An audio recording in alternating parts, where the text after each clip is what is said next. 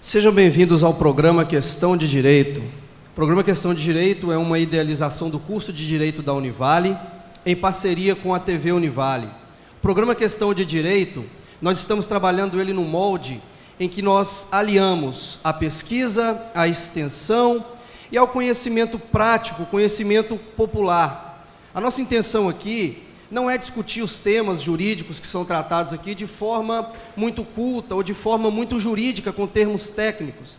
Nossa intenção aqui, para você que está nos assistindo de casa, é trazer o português claro, para que você venha entender, para que você consiga interpretar também, junto conosco, o tema que está sendo tratado.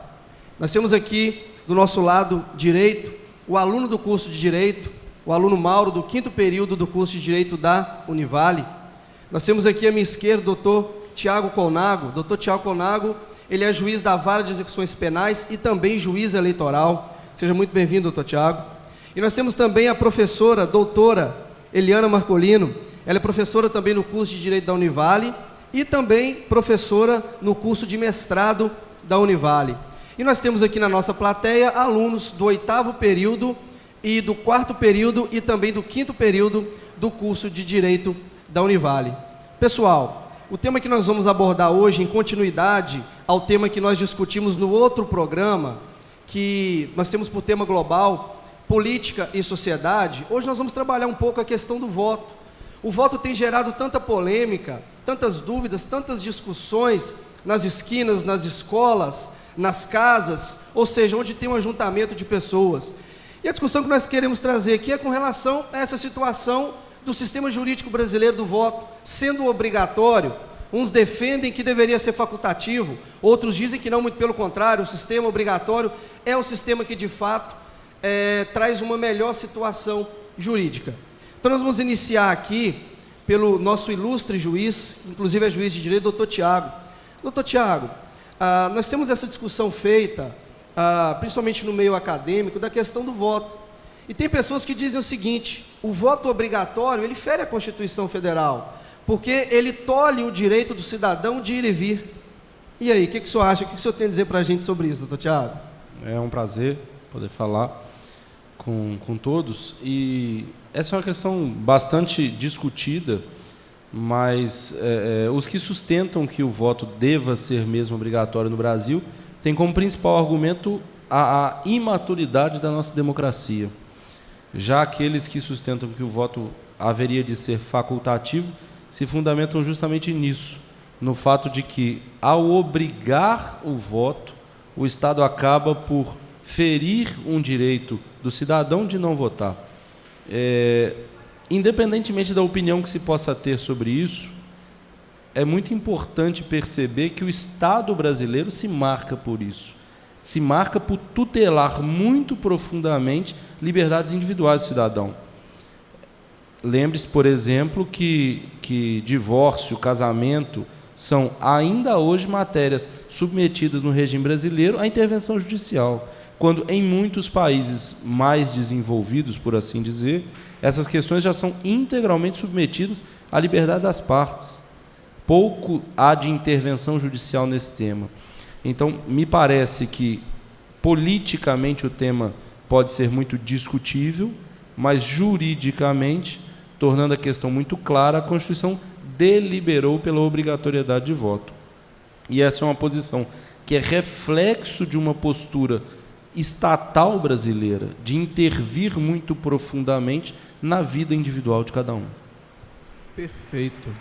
Professora Eliana, dentro desse mesmo raciocínio aqui, do doutor Tiago, nós podemos considerar que o Estado, ele quer ser tutor da consciência do cidadão brasileiro, obrigando ele a votar? Eu penso que existe um equívoco nessa questão de democracia, que nós precisamos rever. Eu acho que o momento ele é oportuno para nós refletirmos sobre essas questões. Tem alguns elementos que, ao discutirmos a questão da democracia no Brasil, que a gente precisa refletir. Por exemplo, existia muito preconceito. A mulher não votava, não participava do processo eleitoral. E uma das hipóteses, quem defende a obrigatoriedade do voto, é de que, não sendo obrigatório, às vezes os próprios maridos não permitiam que a mulher saia de casa para cumprir, porque não é obrigatório, então acaba coibindo porque existem várias amarras sociais. Então, já é obrigatório, então eu preciso sair de casa para cumprir.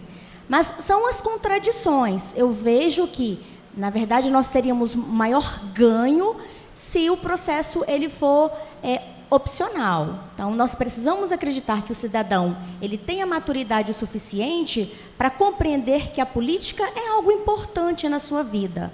Você não é obrigado a participar, você tem o direito, ver como um direito, porque quando eu participo desse processo democrático, eu vou eleger alguém para me representar, que vai traçar políticas, vai pensar projetos de leis que vai definir de uma maneira diretamente nas nossas vidas. Diretamente nas nossas vidas, em todos os âmbitos sociais. Então, nós estamos em um processo que precisamos amadurecer muito essas reflexões. Verdade. Nós temos também que, diante da evolução histórica do direito do voto no Brasil, até 1932, que foi onde as mulheres conseguiram esse direito a votar, nós tínhamos o voto, ele muito sendo deliberado, ele sendo comandado pela questão financeira, econômico-financeira, né? Determinadas classes sociais é que poderiam votar. E nós tivemos em 1988 a Constituição Federal Brasileira promulgada como sendo chamada de Constituição Cidadã. E nessa Constituição Cidadã, a crítica que se faz também é essa. Como podemos conceber dentro de uma Constituição Cidadã uma obrigação de um direito de um cidadão, que na verdade deveria ser um direito e acaba se tornando um dever? E aí, Mauro, o que você tem a nos falar sobre isso, da visão de um acadêmico de direito do 5º período de direito? Bem, eu penso que para refletirmos sobre o voto, não é possível fugir da nossa história. Porque se nós questionamos, sou contra tal tipo de voto, sou a favor tal modelo de voto, eu preciso saber como é que nós chegamos até aqui. E a narrativa que nos trouxe até aqui é a nossa história. Então, eu parto deste pressuposto, a história do Brasil. A ideia de voto como um direito é uma ideia, na República Brasileira, relativamente jovem. A ideia que se sustentou no decorrer da nossa história foi a ideia de voto como um privilégio. E privilégio seria o quê? Um privilégio seria um favor que é concedido a alguém em detrimento dos demais. Eu penso que este é um conceito que precisa ser superado. A ideia de voto como privilégio. Voto não é privilégio. Voto é um direito e, sobretudo, um direito político. É interessante que, até nos dias de hoje, se o acadêmico vá fazer suas pesquisas em certos livros de certos autores, ainda esses autores trabalham a ideia de voto como um privilégio.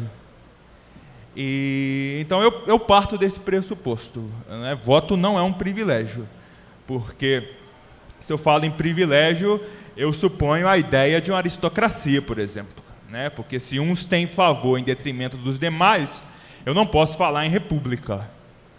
E concorda com o que o doutor Tiago disse, a questão do amadurecimento político do país. Eu acho que a República Brasileira ainda precisa se democratizar.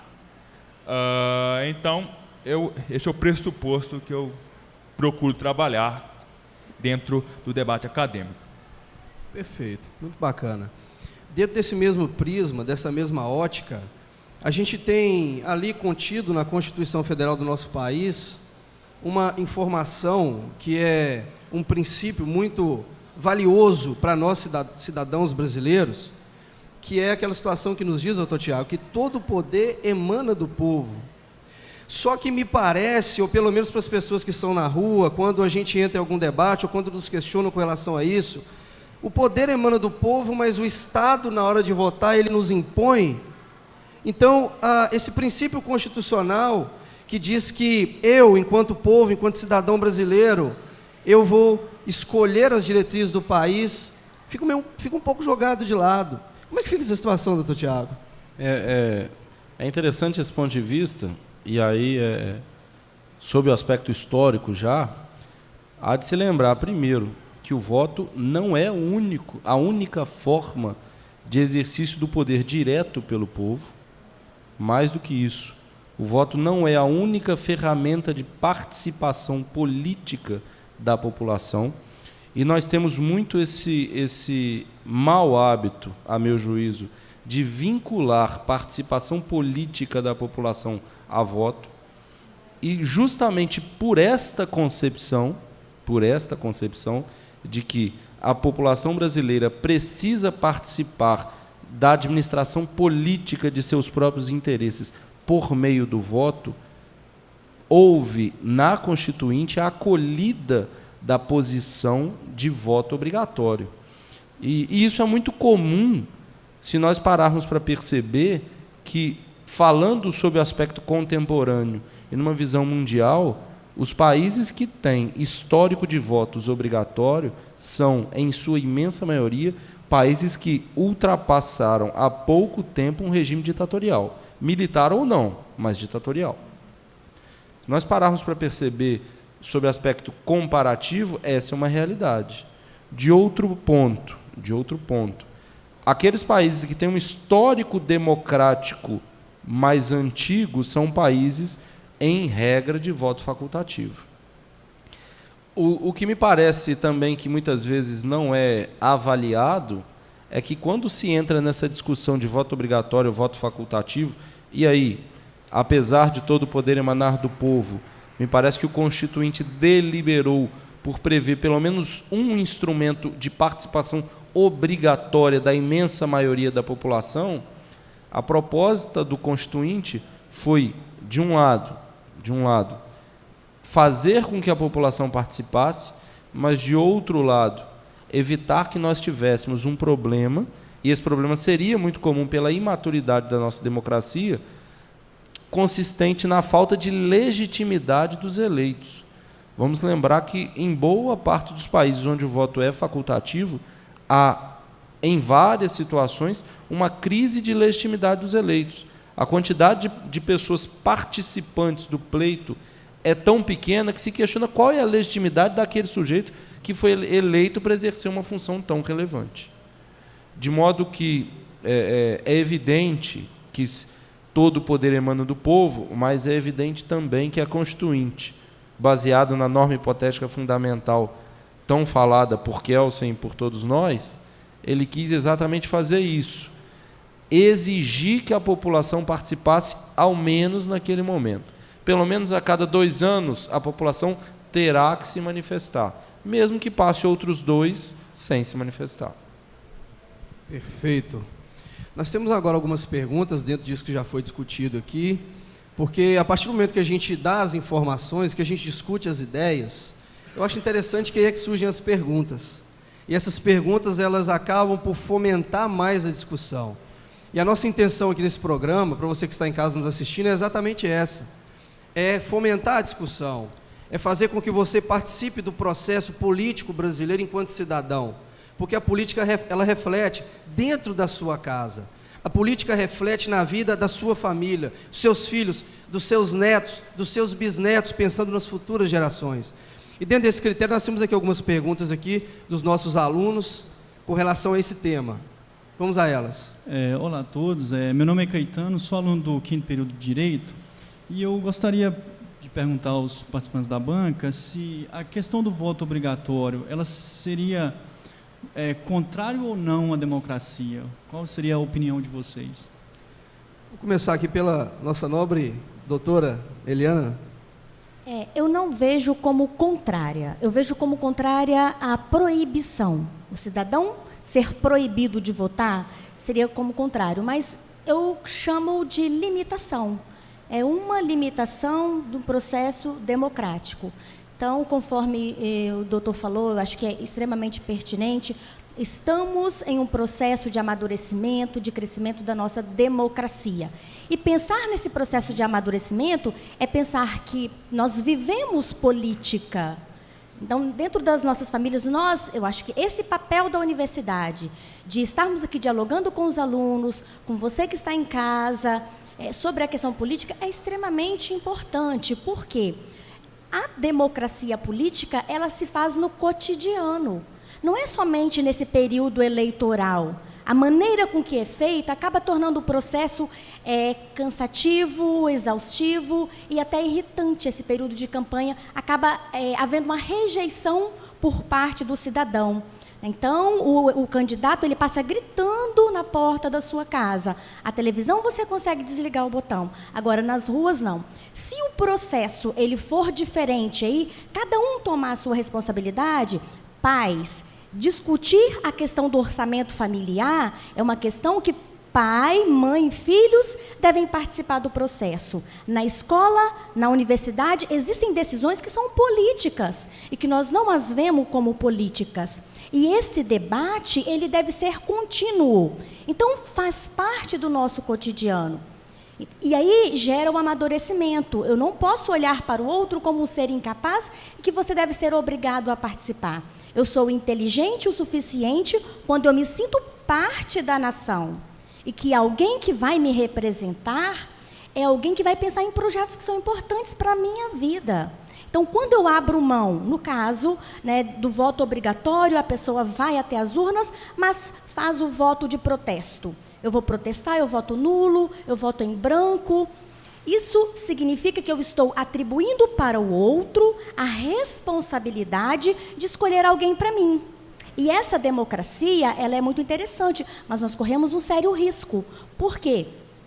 Pessoas que não são idôneas, pessoas que não têm boas intenções, poderão achar, lutar. Existe o poder paralelo, nós sabemos disso. Existe um poder paralelo que ele acha interessante, sim, ter o poder. Política é poder.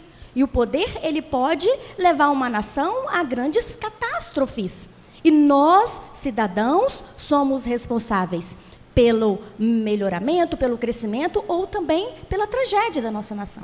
Então, eu vejo que o voto obrigatório não é contrário, mas é uma fragilidade e que nós precisamos melhorar através do debate cotidiano.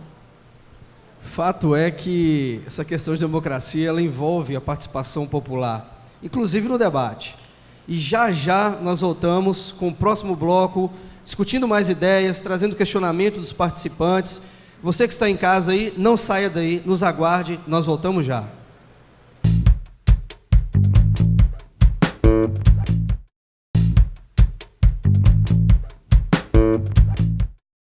Estamos de volta com mais um bloco do programa Questão de Direito.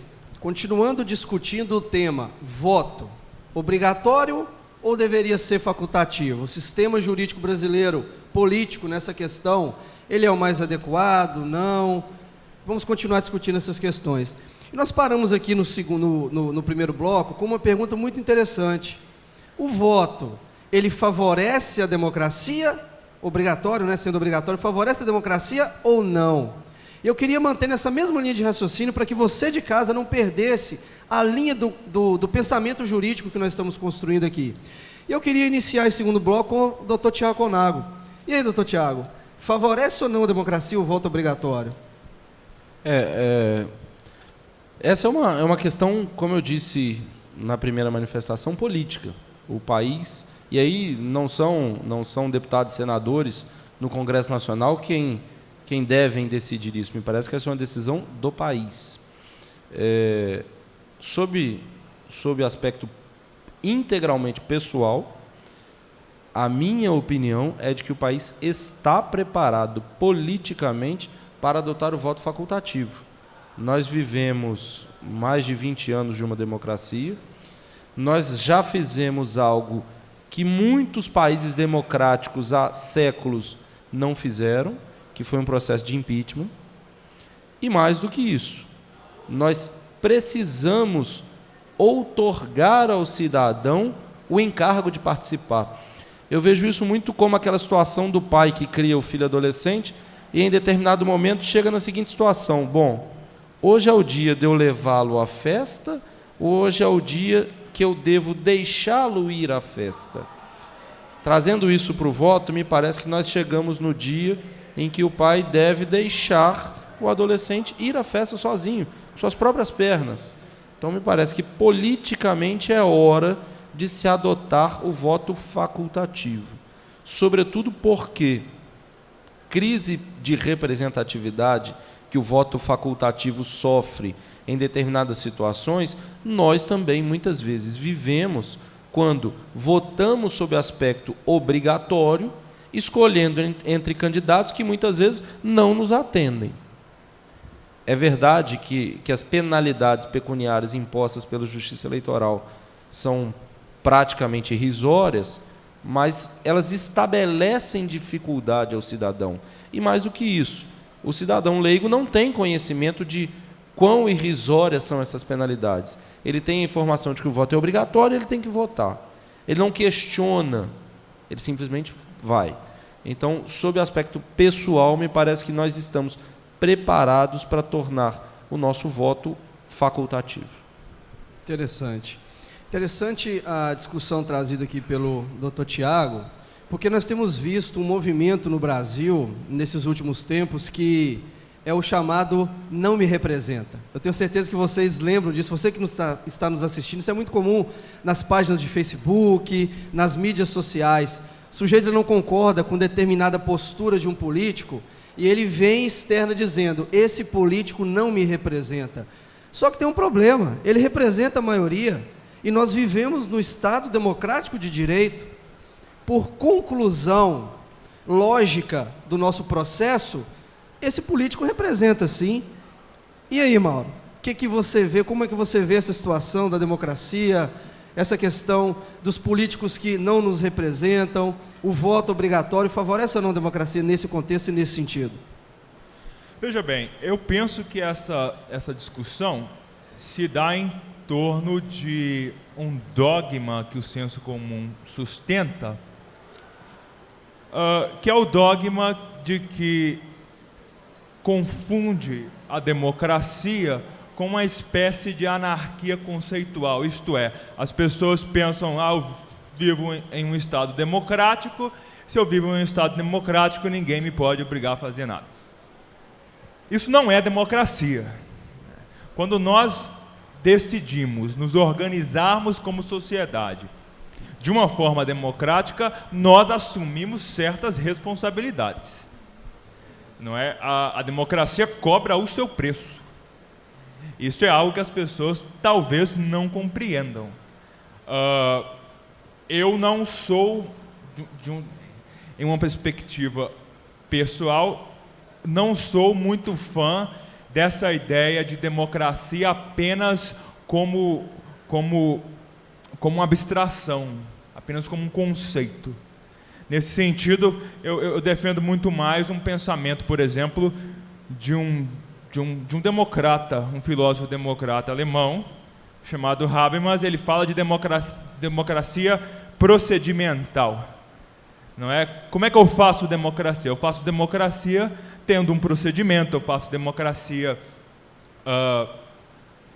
com instituições, eu faço democracia com partidos políticos. Então, eu penso que a democracia, sim, tem as suas exigências, e essa questão do voto obrigatório, de maneira nenhuma, aflige ou ataca diretamente o espírito democrático. Creio que não. Acho que a Constituinte de 88 foi muito feliz na escolha de trazer para o texto constitucional a questão do voto obrigatório. Acho que aquele contexto histórico pedia isso. Acho que foi muito interessante, vindo de mais de 2 décadas de um período ditatorial, ter algo dessa magnitude é muito interessante.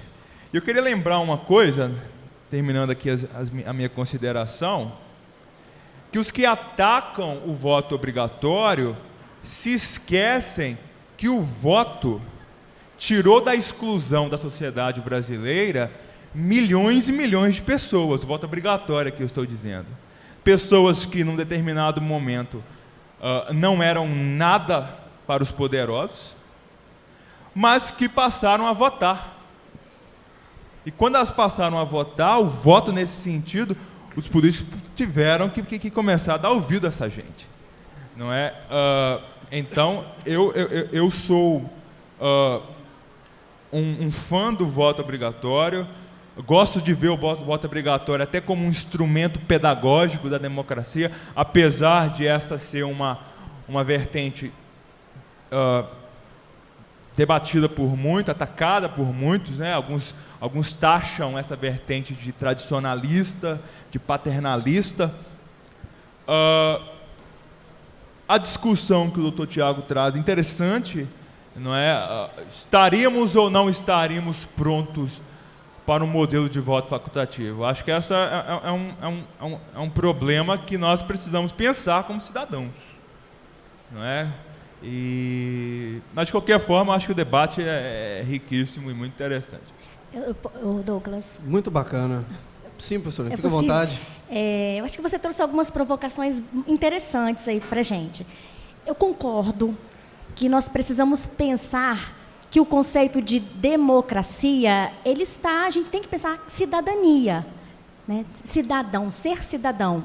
Isso é importantíssimo. Ser cidadão não é apenas ter direitos, tem a contrapartida dos meus deveres. Precisamos lembrar disso sempre. Cidadãos é ter direitos e também ter deveres. Agora, quanto à obrigatoriedade do voto, eu penso que o cidadão que não concorda também, ele consegue, ele tem algumas opções, né, de não votar, como, por exemplo, tem gente que viaja no dia das eleições, né, também a questão do número significativo de pessoas que vão às urnas para cumprir com a sua obrigação, mas vota em branco ou vota nulo. Então, já é uma resposta da sociedade.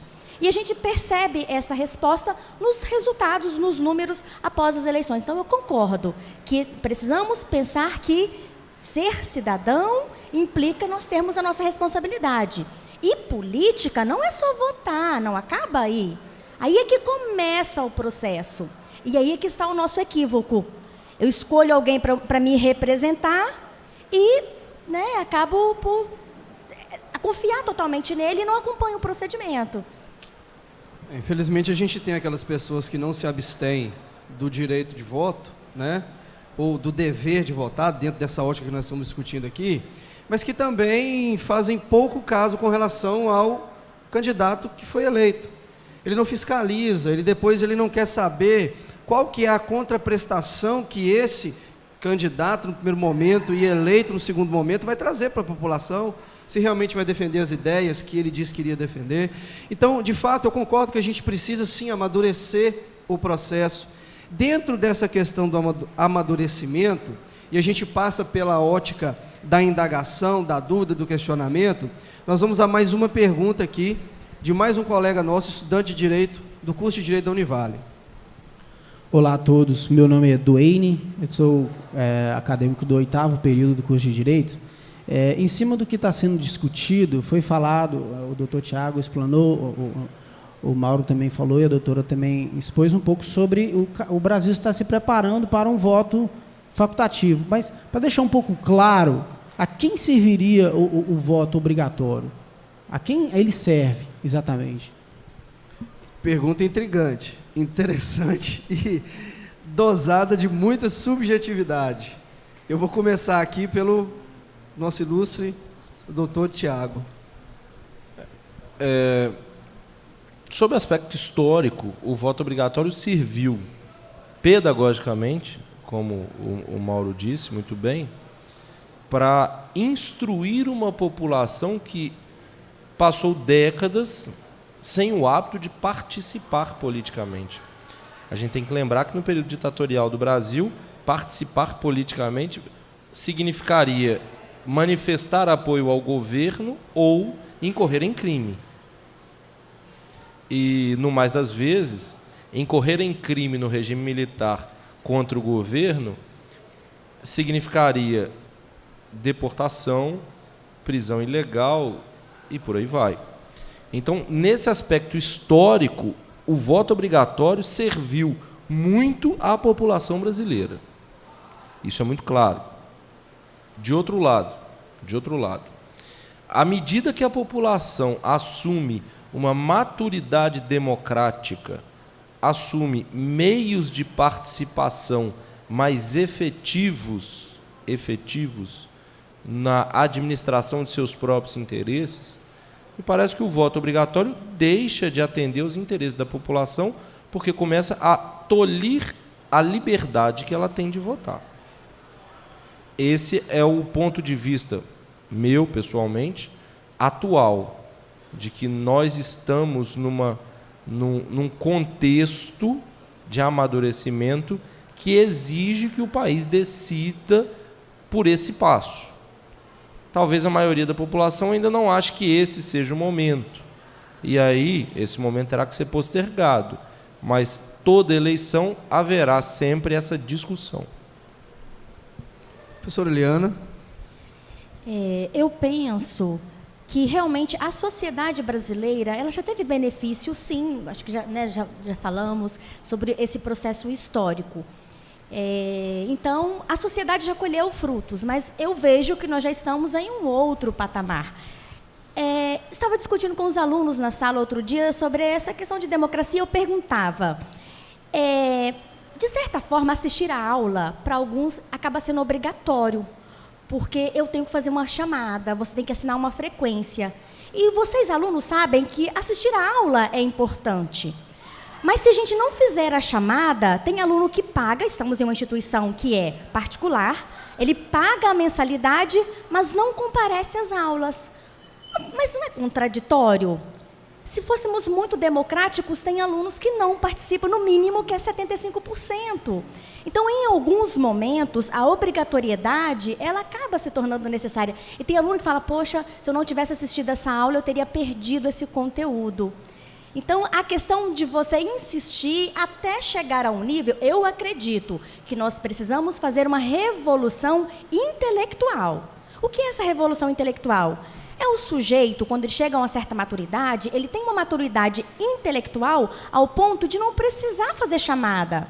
Porque se ele se matriculou em uma universidade, ele tem a consciência de que é importante participar das aulas. Saber que momento eu participo ou não. Assim são nas questões políticas. E aí os meios de comunicação têm um papel importantíssimo também, de trazer esse diálogo cotidiano, até o cidadão, né, chegar a essa consciência responsável de que participar desse processo sempre ele é importante. Muito bem. O programa Questão de Direito chega ao final do seu segundo bloco. Não saia daí. Voltamos já já.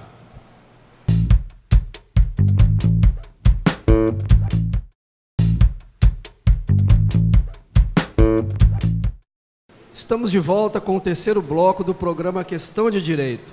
Bem, pessoal, nós vamos abrir esse bloco agora com as perguntas, porque esse tema ele é um tema que, de fato, ele gera muita polêmica.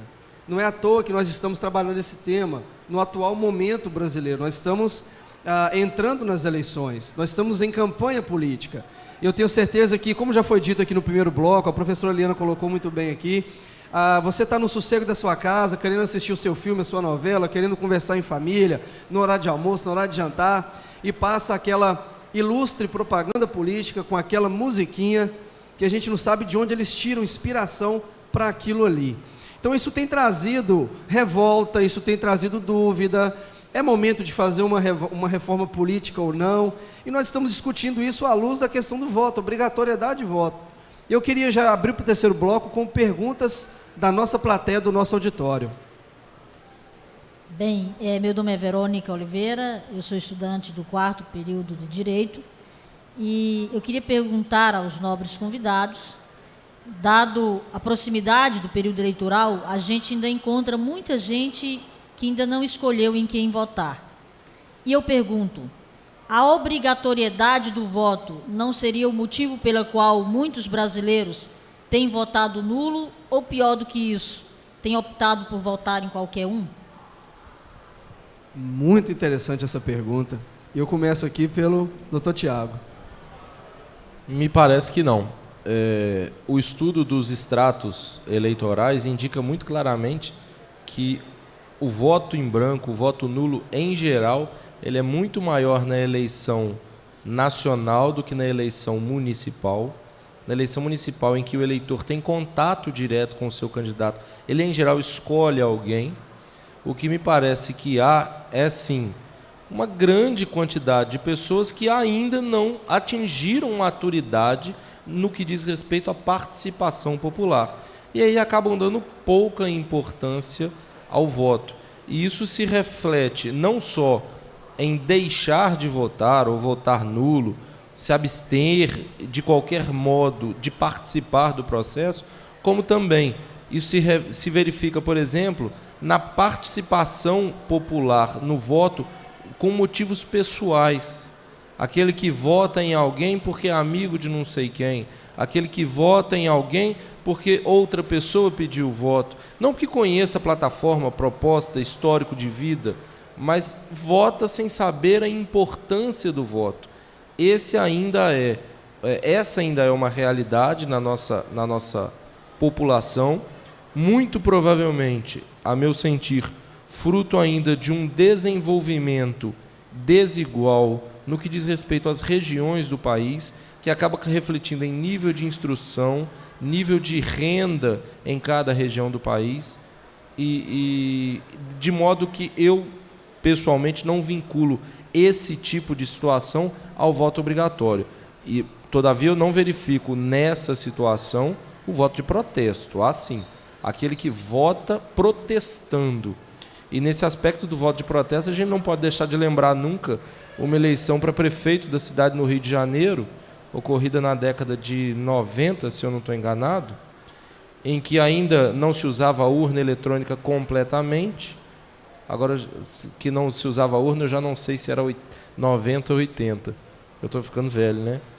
Então, nessa eleição, o macaco chimpanzé do Zoológico do Rio de Janeiro, salvo engano, de nome Macaco Tião, foi um dos maiores candidatos votados.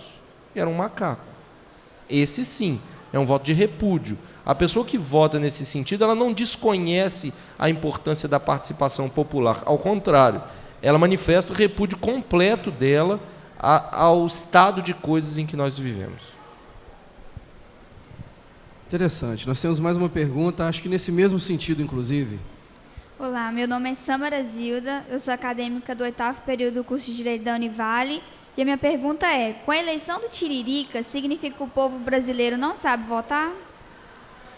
Essa pergunta ela é também extremamente interessante, porque o povo, às vezes, ele vota em protesto, como o Dr. Tiago aqui acabou de colocar, e a gente analisa pelos jargões, né, da campanha política do Tiririca, por exemplo, vote no Tiririca, pior do que está, não fica.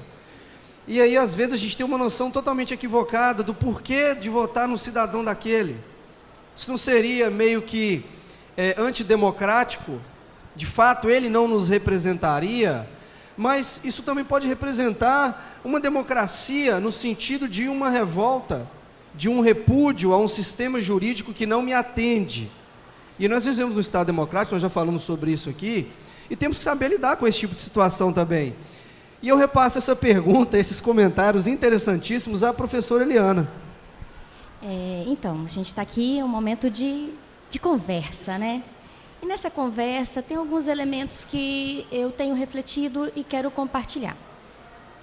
Um deles é de que existe, na verdade, um perfil do povo brasileiro. Quem é o povo brasileiro? Tem vários estudos que trazem esse perfil. Por exemplo, o povo brasileiro tem a característica de levar muito mais a sério questões que aparentemente não são sérias. No campo da comunicação, tem um estudo que mostra que o brasileiro, ao assistir um telejornal e uma telenovela, ele se lembra muito mais dos capítulos da telenovela com detalhes do que o que passou no telejornal. Tem estudos que mostram isso, a lembrança.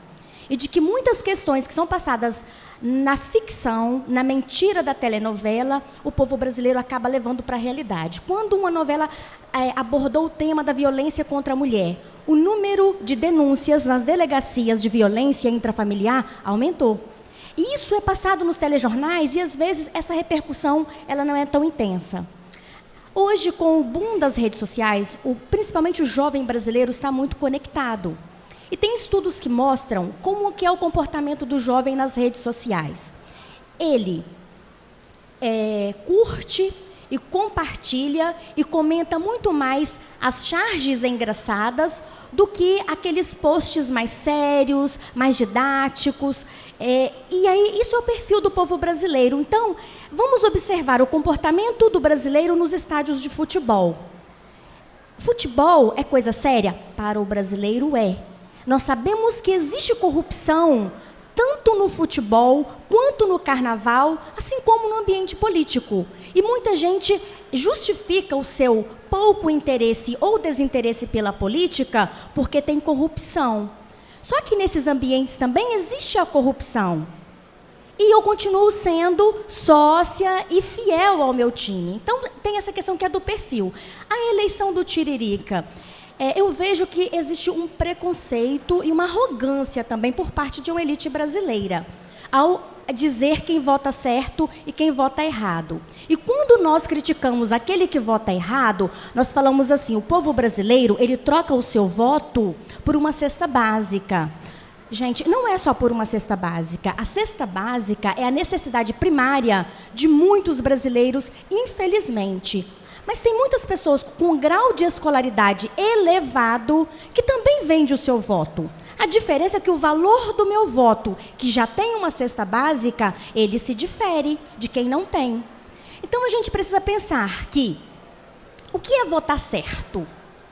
Atribuir a competência intelectual de alguém apenas pelo grau de escolaridade. Vejam bem, nós não podemos, em momento algum, desmerecer a importância dos estudos.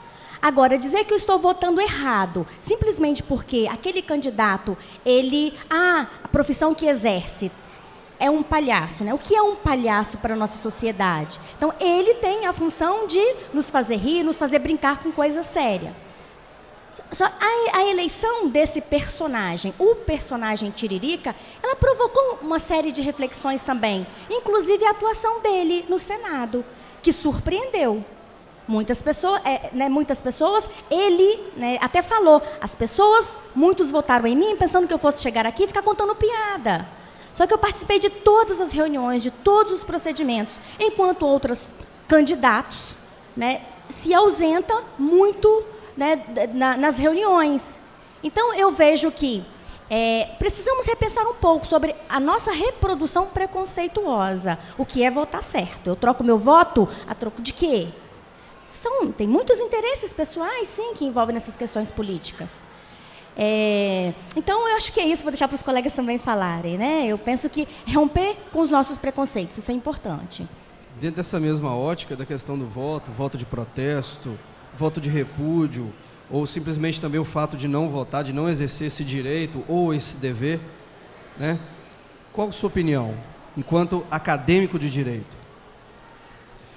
Eu penso que a eleição do Tiririca representa uma porção de coisas.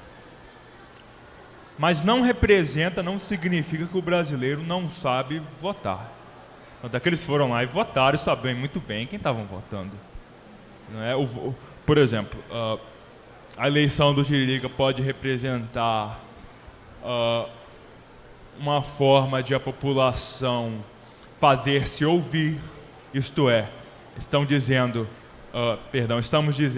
estamos insatisfeitos com certas coisas e queremos ser ouvidos. Vou articular com a ferramenta que eu tenho. Isso que me vem primeiramente às mãos é o voto, então eu vou articular com o voto.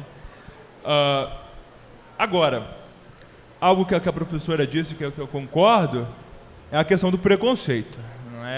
Eu acho que esses jargões, por exemplo, que ele usou na campanha, toda a questão do personagem, são fontes de estudo. Acho que isso precisa ser estudado. não é? Se você pensar bem, o discurso dele, as pessoas se identificaram com o discurso dele, né? Ele teve um êxito político de um ponto de vista de partidarismo que muitos políticos de muitos anos dentro da política ainda não tiveram. E então eu procuro pensar nessa ótica. Eu acho que muito interessante a eleição dele. E se ele se eleger novamente, eu acho que teremos aí mais material para estudarmos. Bacana, interessante. Para a gente fechar a discussão com relação ao Tiririca, eu queria que o Dr. Tiago também emitisse a sua opinião, seu parecer. Na verdade, esse deputado especificamente é só mais um, né? São vários os eleitos nessa linha de jogadores de futebol, atores, artistas de um modo geral, cantores. E isso me faz lembrar, na linha do que a professora disse muito bem, o julgamento que o Supremo Tribunal Federal fez. O Supremo Tribunal tem a feliz iniciativa de periodicamente publicar os julgamentos que eles reputam mais importantes. Antigamente isso era publicado só em meio físico, né? Na livraria do Supremo. Para quem conhece o Supremo, tem uma livraria do Supremo, e de uns tempos para cá ele tem disponibilizado isso inclusive em meio eletrônico. E um dos julgamentos mais importantes que o Supremo fez, a meu juízo, sobre o tema, foi na eleição de 2010, sobre a aplicabilidade imediata ou não da ficha limpa. E aí muito se discutia sobre ser ou não ser aplicável a ficha limpa em determinado momento. E enquanto órgão político, me parece que o Supremo se desviou da discussão. O Supremo perdeu a linha da questão jurídica e passou a decidir sobre aspecto político. O que era melhor? O que seria melhor para o povo seria a lei da ficha limpa valer desde logo, ou a lei da ficha limpa observar o princípio da anualidade previsto na Constituição. E aí foi chegada a oportunidade do ministro Eros Roberto Grau votar. O ministro Eros Roberto Grau ficou muito pouco tempo no Supremo, se aposentou voluntariamente, e quando chegou a oportunidade dele votar, ele, em poucas palavras, disse o seguinte: eu vejo que eu estou ficando velho. Eu sou de um tempo em que foram feitas revoluções para que as pessoas tivessem a garantia da lei. E hoje nós vivemos sob o primado da lei, sob a garantia da lei. A lei é o que garante nós, enquanto indivíduos, perante outros indivíduos, individualmente ou coletivizados, e perante o Estado. A partir do momento, dizia o ministro Eros Roberto Grau, que eu puder dispensar o que diz a lei para impor à população a minha opinião do que é melhor, eu deixo de seguir um princípio de um Estado democrático para passar a viver num Estado ditatorial, mesmo que ditatorial sob um partido, sobre um poder. O que o ministro Eros Roberto Grau quis dizer, e disse isso em determinado ponto do seu voto, foi o seguinte: eu sou ministro do Supremo para fazer valer a Constituição e a lei. Eu não sou ministro do Supremo para impor a toda a população o que eu acho certo. Eu decido sob aspecto jurídico. Eu não tenho legitimidade para impor ao povo o que é a minha moral. A frase dele foi essa: eu não tenho legitimidade, enquanto ministro do Supremo, para impor à população o que eu julgo que é moral ou imoral.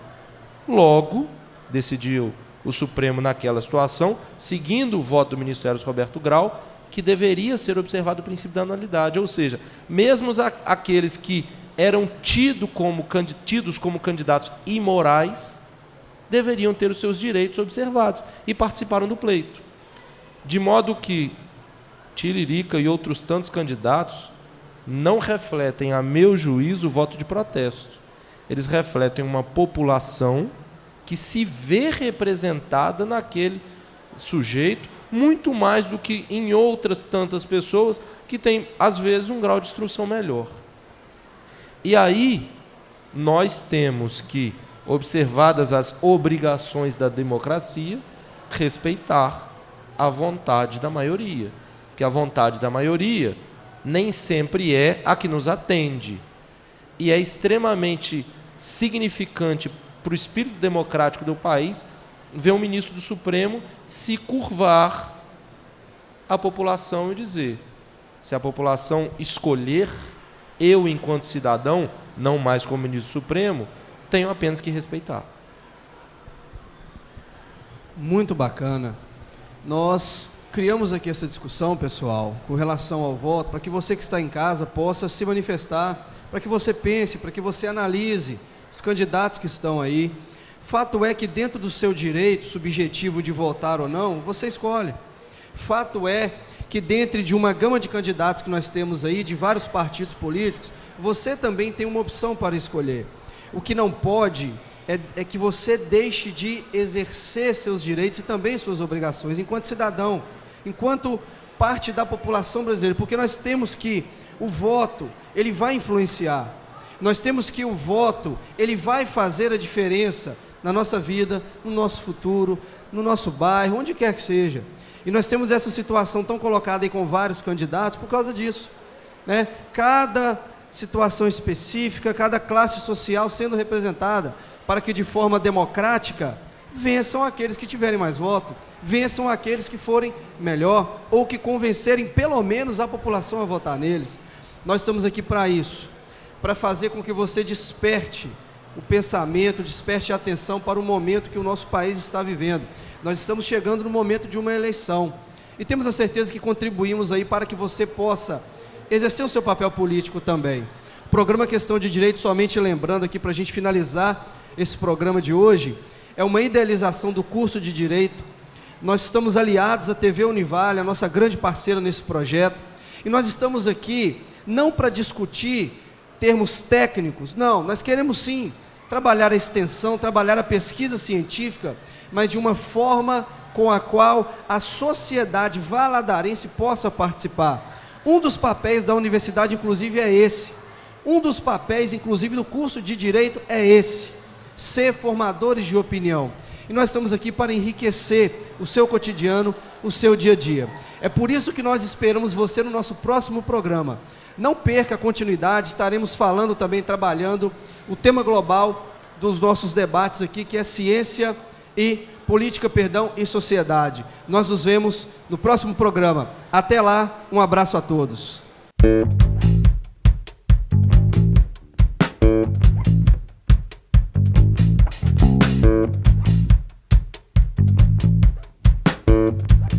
Thank you.